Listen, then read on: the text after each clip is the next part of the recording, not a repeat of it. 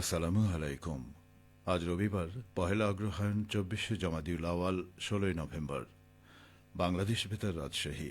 স্থানীয় সংবাদ পড়ছি মাহমুদ শওকত।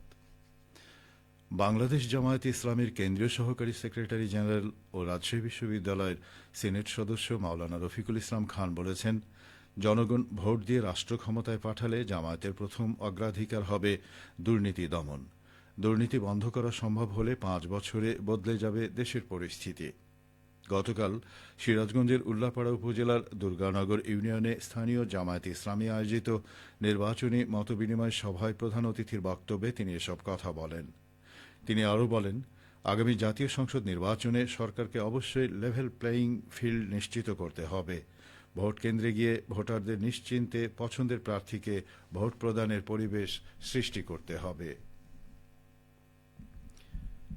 বিচারক আব্দুর রহমানের ছেলে তাওসিফ রহমান সুমনকে হত্যা মামলার আসামি লিমন মিয়ার ৫ দিনের রিমান্ড মঞ্জুর করেছেন আদালত।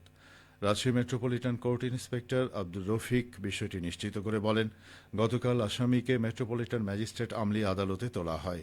আদালতের বিচারক মামুনুর রশিদ আসামির ৫ দিনের রিমান্ড মঞ্জুর করেছেন। এ সময় পুলিশের পক্ষ থেকে ৭ দিনের রিমান্ড আবেদন করা হলে আদালতের বিচারক ৫ দিনের রিমান্ড মঞ্জুর করেছেন। গত বৃহস্পতিবার বিকেলে রাজশাহী মহানগরীর ডাবতলা এলাকায় ভাড়া বাসায় খুন হন রাজশাহী মহানগর দায়রা জজ মোহাম্মদ আব্দুর রহমানের ছেলে তাওসিফ। এ ঘটনায় শুক্রবার বিকেলে নগরীর রাজপাড়া থানায় নিহতের বাবা আব্দুর রহমান বাদী হয়ে হত্যা মামলা দায়ের করেন। উত্তরাঞ্চলের ঐতিহ্যবাহী বগুড়া লেখক চক্র পুরস্কার ২০২৫ ঘোষণা করা হয়েছে। গতকাল বগুড়া প্রেস ক্লাব মিলনায়তনে সংবাদ সম্মেলনে সংগঠনের সভাপতি কবি ইসলাম রফিক এবারের পুরস্কারপ্রাপ্তদের নাম ঘোষণা করেন। এবার কবিতায় মাসুদার রহমান, কথাসাহিত্যে আনিফ রুবেদ, প্রবন্ধে সৈকত হাবিব, লিটল ম্যাগাজিন সম্পাদনায় জলছবির সম্পাদক জামশেদ ওয়াজেদ, সাংবাদিকতায় মতিউল ইসলাম সাদি এবং শিশু সাহিত্যে হাসনাত আমজাদ পুরস্কার পাচ্ছেন। আগামী ২৯শে নভেম্বর দুপুর ১২টায় পুরস্কারপ্রাপ্তদের হাতে ক্রেস্ট, সম্মাননাপত্র ও উত্তরীয় তুলে দেওয়া হবে। পুরস্কার প্রদান করবেন বাংলাদেশ শিল্পকলা একাডেমির মহাপরিচালক ও বিশিষ্ট কবি রেজাউদ্দিন স্টালিন। সংবাদ সম্মেলনে কবি ইসলাম রফিক জানান, ১৯৮৯ সাল থেকে সাহিত্য সংস্কৃতিতে গুরুত্বপূর্ণ অবদান রাখার স্বীকৃতি হিসেবে নিয়মিতভাবে এই পুরস্কার প্রদান করে আসছে বগুড়া লেখক চক্র। এছাড়া ২৮-২৯শে নভেম্বর বগুড়া জেলা পরিষদ মিলনায়তনে ২ দিনব্যাপী কবি সম্মেলন অনুষ্ঠিত হবে। বগুড়ায় টেকসই জীবনমান গবেষণা কেন্দ্রের উদ্যোগে সরকারি মজিবুর রহমান ভান্ডারী মহিলা কলেজের শিক্ষক মিলনায়তনে বাংলাদেশে বৃত্তিমূলক শিক্ষার সংকট ও উত্তরণের পথ শীর্ষক উন্মুক্ত আলোচনা সভা অনুষ্ঠিত হয়েছে। গতকাল আলোচনা সভায় সভাপতিত্ব করেন কলেজের অধ্যক্ষ প্রফেসর ড মোহাম্মদ বেল্লাল হোসেন। আলোচনায় বগুড়া সরকারি শাহ সুলতান কলেজের সহযোগী অধ্যাপক ড মোহাম্মদ শাহাদাত হোসেন মূল প্রবন্ধ উপস্থাপন করেন। প্রবন্ধে তিনি বৃত্তিমূলক শিক্ষার সামাজিক সংকট, সম্ভাবনা ও উত্তরণের পথ বিষয়ে আলোচনা করেন।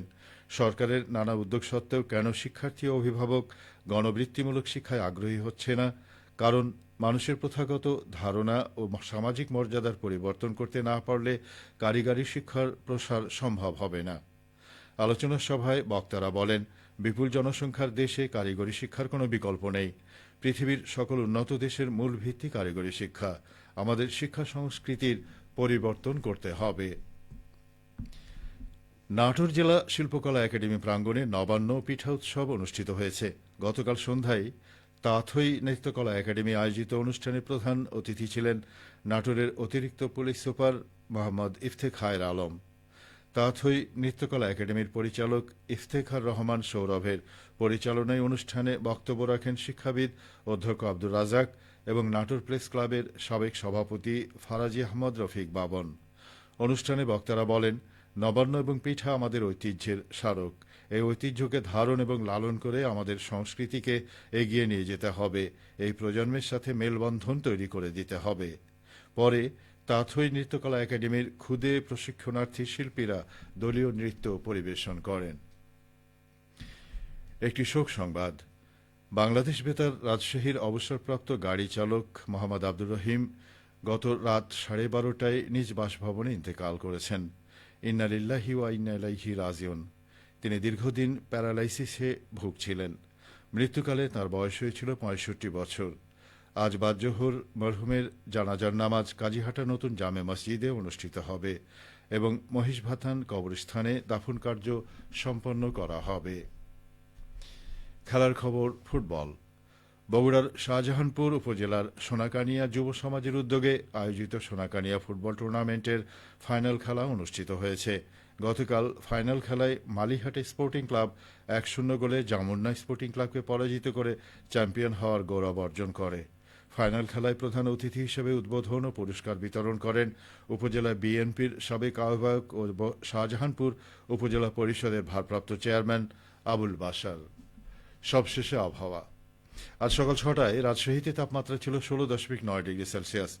এ সময় বাতাসে আর্দ্রতার পরিমাণ ছিল ৯৬%।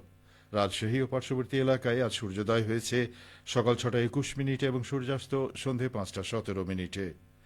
সংবাদ শেষ হল। আমাদের পরবর্তী স্থানীয় সংবাদ দুপুর ১২টা ১০।